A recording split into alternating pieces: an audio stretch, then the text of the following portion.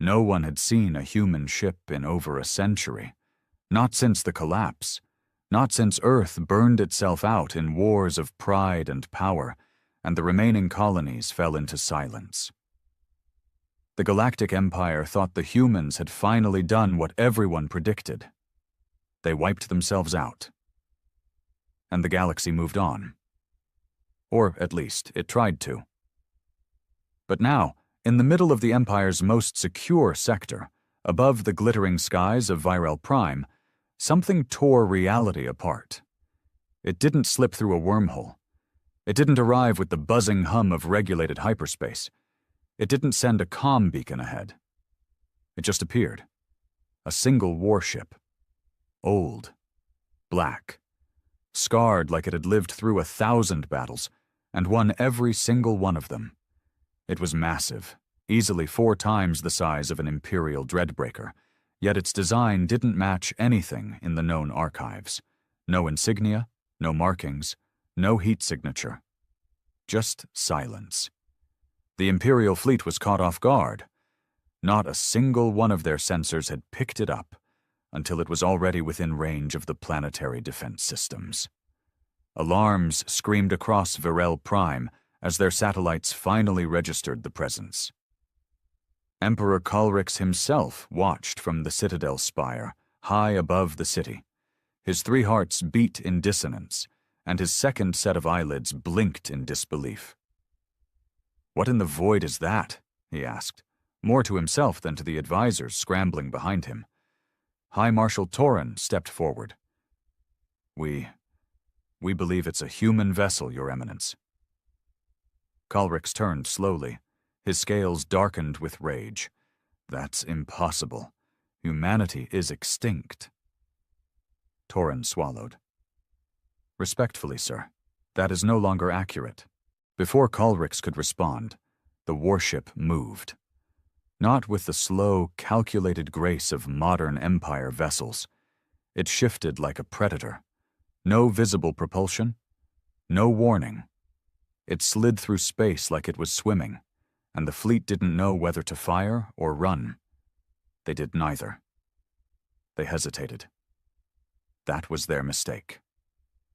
A single pulse erupted from the ship's underbelly, silent, colorless, and faster than light. In the blink of an eye, 4 Imperial cruisers ceased to exist. No explosion, no wreckage, just gone. Disintegrated at the molecular level like they'd never been built. Panic didn't just ripple through the Empire, it erupted. All communication lines lit up, emergency protocols activated, civilian transports were grounded, and the planetary defense grid switched to full power. But none of it mattered.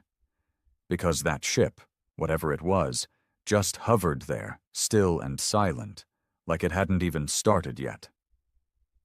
Torin's voice cracked. "We need to open a channel. Maybe it's a rogue AI. Maybe it can be reasoned with." Kalrix hissed through sharp teeth. "You want to talk to it?" "We don't have a choice." They tried. The Empire's finest diplomats, xenolinguists, signal techs, codebreakers, broadcast every known frequency. They spoke in 100 languages. They begged, demanded, threatened. The ship never responded. But eventually it acted again. A transmission came through. Not a voice, not a message. Just a single image, burned across every comm screen, from the palace halls to the outer moons. A human face. Old, cold, staring. A face marked with years of war and loss. And beneath it, written in galactic standard, only 4 words. "We never left. Remember." The image faded. The panic didn't, because the Empire knew something then. Humanity hadn't vanished. They'd just been watching. And now they were back. The face haunted them. Every corner of the Empire, from the highest command posts to the smallest mining outposts, had seen that face. Gray eyes, wrinkled skin. The face of someone who had survived everything and regretted none of it.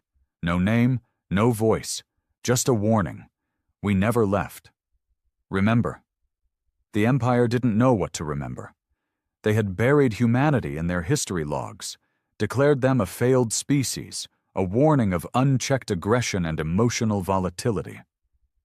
The last human colony had gone dark 97 years ago, and the Empire had celebrated its final victory without ever firing the last shot.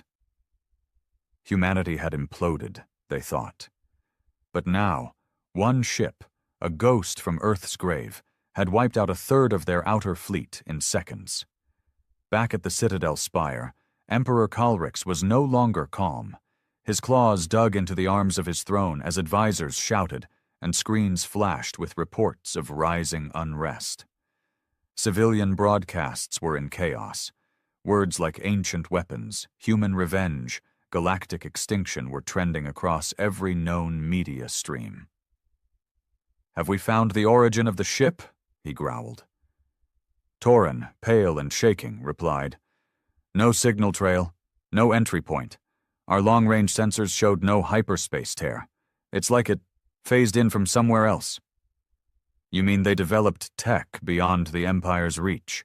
Calrix said, more bitterly than inquisitively. "Impossible. We scouted every world. We destroyed every lab." "They must have survived in exile," said a new voice. A younger one, General Mirren, newly promoted. Half her face was cybernetic, the result of an old border war with the Jadari Confederacy. She rarely spoke unless she had something worth listening to. Calrix turned toward her. "You believe this is an intentional strike?" She nodded. "Absolutely. Not a test. Not a scouting vessel. That ship came here to be seen." "To show power?" "Number to remind us we're vulnerable." The room fell silent. Calrix hated silence. "We need options," he snapped. "Solutions, not theories. What assets do we have nearby?" Torin answered immediately. "Orbital Defense Platform Helios is within striking range, armed with nuclear plasma lances. It can respond in minutes." "And if it fails?" Mirren added. "If that ship wants us to attack?" Calrix ignored her. "Send the order." Torin hesitated. "Your Eminence, this could be seen as an act of—" "Do it." Within minutes, the command was sent. Helios turned its lances toward the human warship, each weapon the size of a tower, designed to destroy rogue moons and incoming asteroids. This was the Empire's most powerful defense installation. The warship didn't move, didn't respond. Just drifted, silently, ominously above Virel Prime. The lances fired. The sky lit up like a new sun was born. Radiation, plasma, magnetic shockwaves, all slammed into the black warship with full fury, and nothing happened. The lights dimmed. The warship remained untouched. Not a single scorch mark. Then, for the first time, it moved. Not slowly, not deliberately. One moment it was in orbit. The next, it was inside Helios. Somehow, impossibly, the ship phased through the defense platform. Surveillance cut out for 4.3 seconds, and when the cameras returned, Helios was empty. Gone. Every crew member, every weapon system, every scrap of metal, like it had been vacuumed out of reality. Only one thing remained, hovering above the ruins of the station, a human flag, charred, torn, ancient, but unmistakable. The Empire stared into the void and realized this wasn't an attack. It was a declaration, and humanity had just announced its return to the galaxy. Not as victims, but as a power the stars had long forgotten to fear. Whispers of surrender started spreading through the Imperial Senate by morning. The Senate, usually bloated with pride and empty threats, had never experienced such terror. Helios wasn't just a station. It was a statement. A monument to the Empire's dominance, to the fear it once instilled across 1,000 worlds. And now it was gone. Not destroyed, not even wrecked, erased. The message was clear. Your power means nothing. In the inner chambers, Calrix's fury turned inward. He didn't scream anymore. That would be weakness. Instead, he paced, silent, calculating, breathing through his gills as he considered every move that didn't end in the Empire's humiliation. "They're baiting us," Mirren said, still standing tall while others cowered. "Into what?" Kalrik snapped. "Another failure? Another weapon we don't understand?" "Number into making a mistake, one they can use to justify whatever they're planning next." Kalrix narrowed his eyes. "You speak like you understand them." She paused. "I've studied them. My thesis at the War College was on early human warfare tactics. I was mocked for it." Kalrix sneered. "Perhaps they should have mocked you harder. Perhaps they should have listened." He said nothing, but his silence was permission enough. "Their wars were personal," she continued. "They didn't fight for planets or treaties. They fought for revenge, for honor, for ghosts. And when they couldn't win with strength, they used fear. They let their enemies destroy themselves with paranoia." "Are you saying we shouldn't act?" "I'm saying someone needs to talk to them." That idea sent a wave of uncomfortable shifting through the room. Talk to a human? A relic species? A ghost of chaos?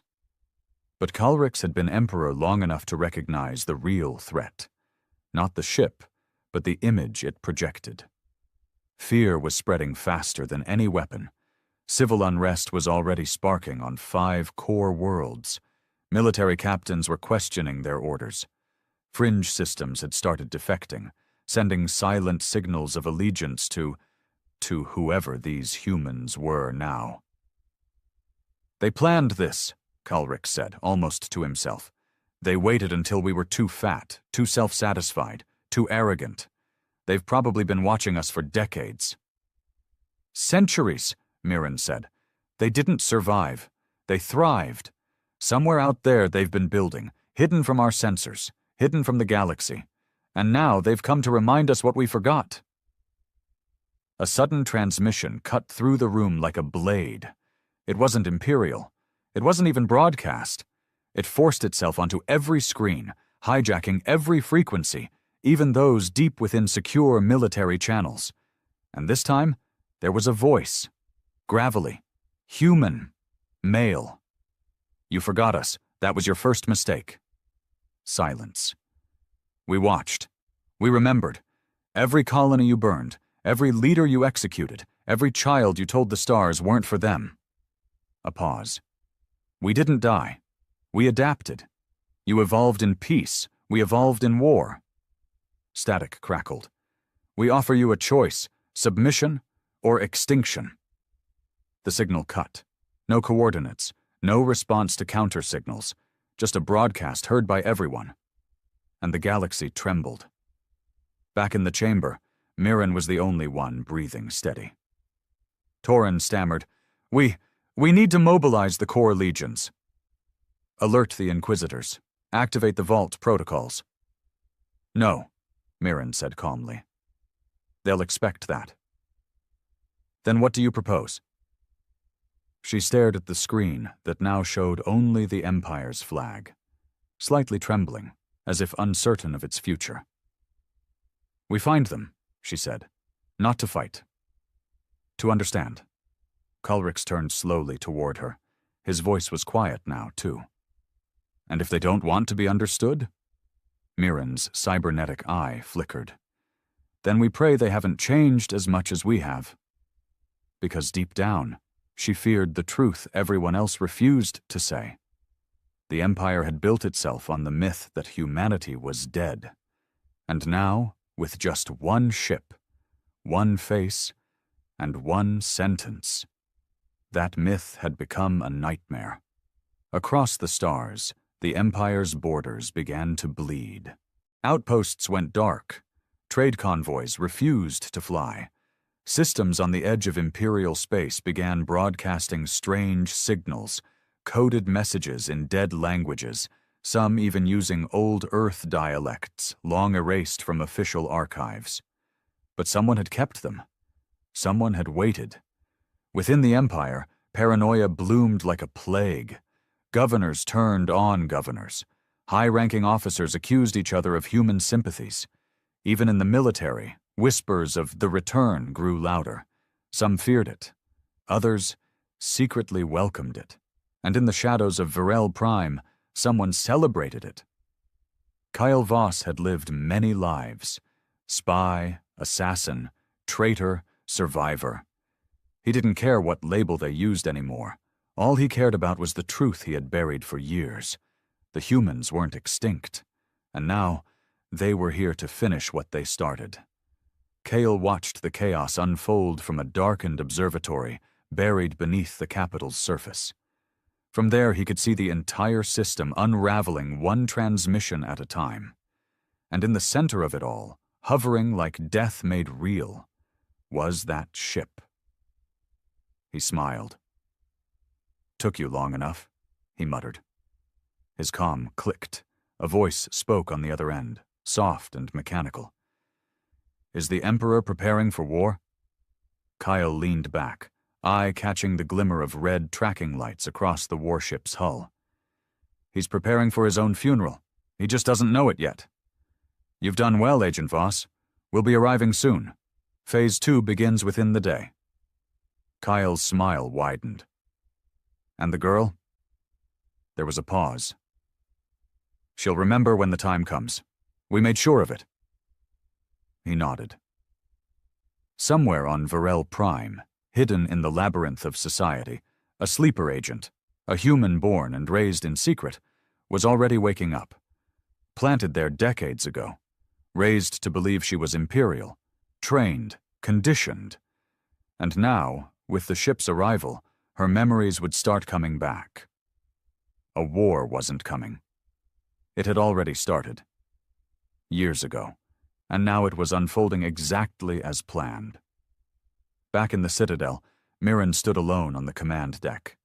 She had sent every available scout vessel out to scan fringe space, hoping to trace any data signatures left by the human ship. So far, nothing. It was like chasing a ghost with no shadow.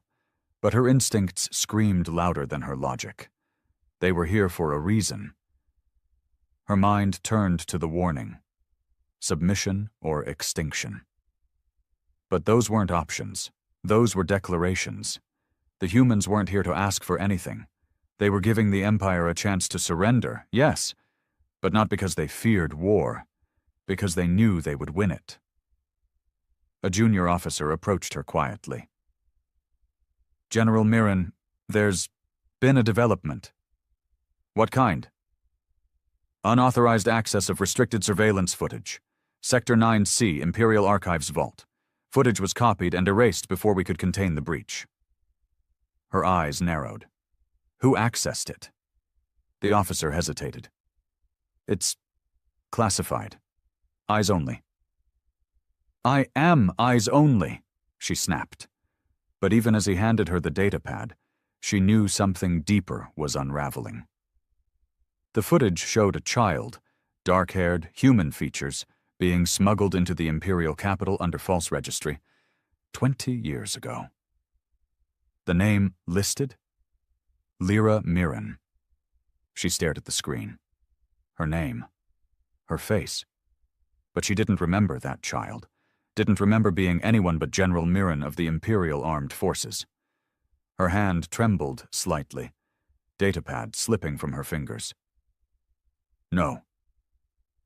The ship didn't just come to intimidate the Empire. It came to wake its weapons. And she was one of them. Lyra didn't remember falling. One moment she was standing on the command deck, datapad in hand, watching the face of a girl who wore her eyes, her mouth, but not her memories. The next, she was on her knees, surrounded by silence. Her officers didn't move. They didn't speak. None of them knew what to say to a general who'd just found out she might be a traitor to everything she stood for. Her breath came in shallow, clipped gasps. She barely heard the voice of the junior officer, stammering something about medical assistance. She waved him off. She didn't need medicine. She needed the truth.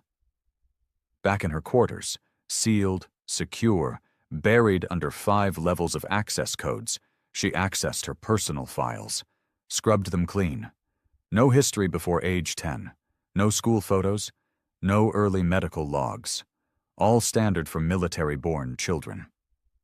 But now it reeked of fabrication, and the more she dug, the worse it got.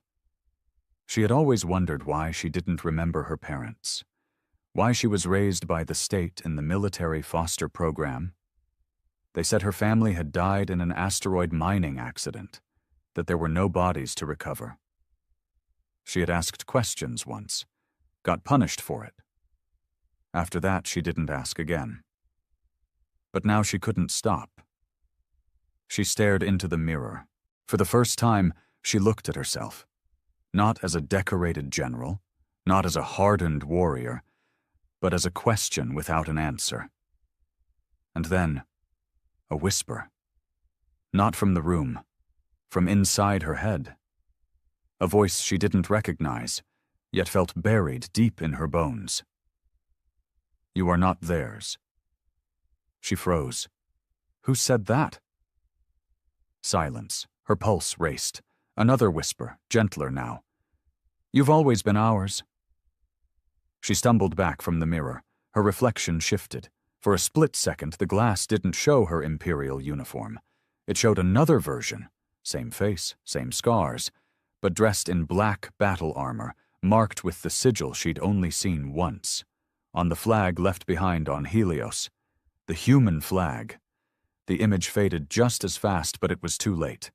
Something was waking up inside her. She ran a scan on herself. DNA, neural pathways, psychological profiling. All of it came back, altered, modified, not recently. This was old tech, ancient almost, human-made, designed to bury memory, delay identity, triggered by something. Something like that ship. And now the lock was broken. She sat on the edge of her bed, palms over her face, trying to calm the storm in her chest. Her comm chimed. Encrypted. Unknown origin. She almost ignored it. Then she didn't. She opened the channel. Kael Voss's face appeared, calm as ice. Hello, Lyra. Or should I say, Commander Lyra Thorne. The name hit her like a punch. I don't know you, he smirked. You will. Soon. What the hell is happening to me? You're remembering. Remembering what? He leaned forward. Who you are, what you were born for, and why you were placed right where you are now. This is a trick, some psychological weapon. It's not a trick, it's justice, Lyra. We're not here to destroy the Empire. She laughed bitterly. You erased an entire space station. We're here to replace the Empire, one piece at a time, starting with the pieces they stole from us. She stood, pacing. Why me? You're one of us, a true-born child of the Resistance. They took you when you were 5, reprogrammed you, raised you to kill your own kind. Her hands curled into fists. If that's true, why did you wait? Why now? He looked past her, almost sad. Because now you're ready. The screen went black. No signal trace, nothing, just silence. But her mind wasn't silent anymore. It screamed with flashes, broken memories rising like ash from an old fire, a woman's voice, a man holding her hand, a place not made of steel and fear. A promise that one day she'd come back to them. And the warship still hovered above Varel Prime, patient and watching. Because it wasn't just there for the Empire. It was there for her. The rain came down hard that night. Varel Prime rarely saw rain. The climate regulators over the capital were designed to keep things pristine, dry, and sterile. But tonight, the system failed. Or maybe someone made it fail. Either way, the sky opened up like it was weeping. Lyra walked through the storm with her coat pulled tight. No guards, no shuttle. She needed to feel it. Every drop, every step, every part of the city she thought she had protected all her life. Because now, she wasn't sure who she had been protecting it from. Kael Voss had shattered everything. Or maybe he had just peeled the truth back. Commander Alira Thorne, she whispered to herself. The name felt foreign and familiar, like hearing your own voice in a recording, recognizable but distant. She didn't know where she was going until she got there. The Imperial Archives, specifically Sub-Level 12, unauthorized access was treason. Every corner was tracked, every vault monitored. But Lyra wasn't just a general. She was the general. She still had command override. And now she wanted answers the Empire had buried. She entered the code. Her fingers moved without hesitation, like they remembered something her conscious mind hadn't caught up to. The vault hissed open. Rows of old physical data chips lined the room, dusty and forgotten. No one bothered with hard backups anymore. That was the mistake. Humans didn't rely on convenience. They hid their secrets where machines couldn't reach. Her eyes scanned quickly. Then she saw it. A file labeled Thorn, Redacted. Her breath caught. She inserted the chip. The terminal flickered to life, slower than the newer ones, but it worked.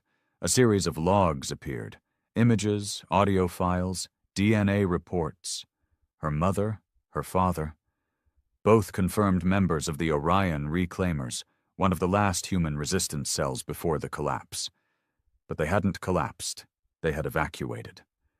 One video showed her as a toddler, sitting on a metallic floor, drawing the stars. Her mother's voice behind the camera. She keeps drawing the same constellation. Every day. Like she remembers something we haven't taught her yet. Another file. Blurry footage of an Imperial raid. Soldiers in dark uniforms dragging her parents away. She, barely 5, was wrapped in a blanket, injected with a sedative, and carried off by a man in gold-trimmed armor. High Marshal Vren Targus. She blinked. That couldn't be. Vren Targus had been Kalrix's mentor, the one who built the military foster program, and he had taken her. Her entire life had been fabricated by the people who murdered her family. She clenched her jaw, shutting the terminal off. Her hands were trembling, but her mind wasn't. For the first time in her life, it was clear.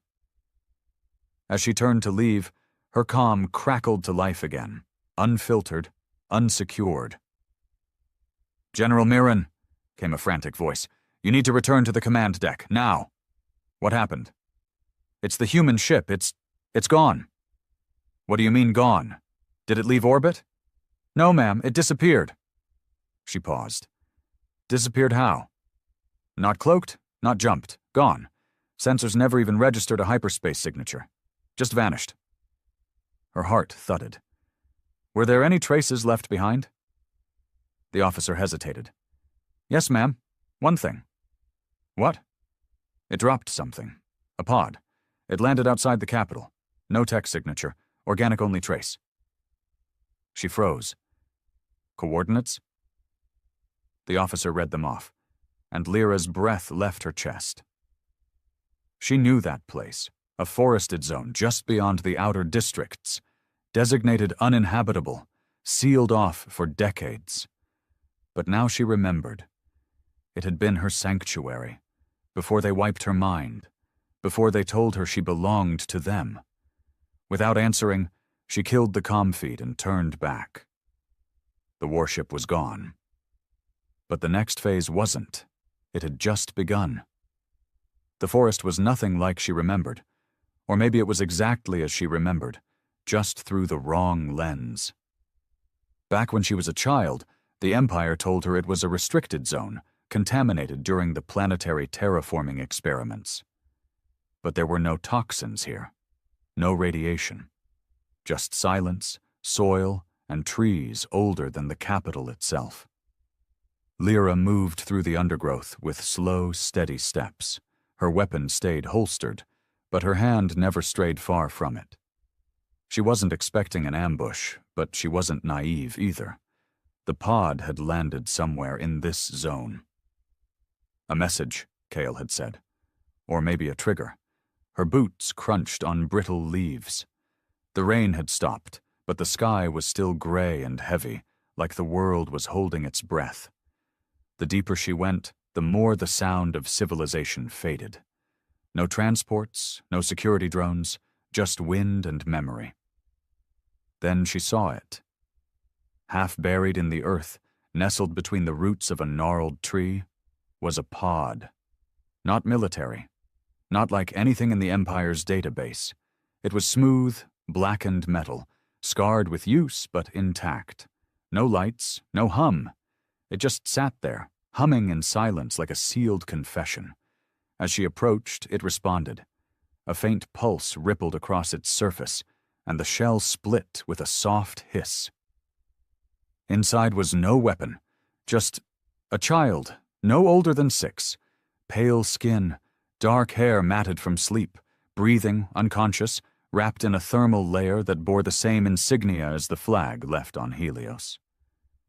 Lyra's breath hitched. She crouched slowly, trying to understand what she was seeing. Why would they send a child? Then the realization hit her like a lightning strike. It wasn't a message for the Empire. It was a message for her. This wasn't just any child. It was her, the same eyes, the same nose, a perfect genetic match. She didn't need a scanner to know. The humans hadn't just woken her memories. They'd restored what the Empire stole. Her unaltered self. The pod wasn't time travel. It was time preservation. Somehow they had taken a biological imprint of her before her abduction and saved it in stasis all these years. Why? For leverage? For backup? Number for truth. She reached out slowly, her fingers brushing the girl's forehead. Warm. Real. Alive. Behind her, a soft rustle. She drew her weapon instantly and turned. Kyle Voss stood in the clearing, arms raised. "No need for that," he said. "You've already remembered." She didn't lower the gun. This isn't possible." He stepped closer, slow and calm, like approaching a wounded animal. "It's not a weapon, Lyra. It's a mirror." "Why show me this?" "To remind you who you are, what they turned you into, and what you can still become." Her hand shook. "She's me. She was you. Before they erased it. Before they trained you to be their sword."